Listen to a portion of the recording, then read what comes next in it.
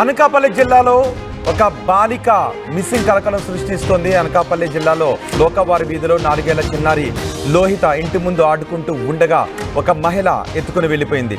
పెరుగు బజార్లో ఆ జంక్షన్లో చిన్నారితో బస్ ఎక్కినట్టుగా గుర్తించారు. ఇప్పుడు మీరు ఆర్టీవీ స్క్రీన్ పైన చూస్తున్న ఆ మహిళ చూడండి. ఆ మహిళ చేతిలో ఒక చిన్నారి నడుచుకుంటూ వెళుతోంది. ఆ మహిళ పక్కన ఒక చిన్నారి నడుచుకుంటూ వెళుతోంది.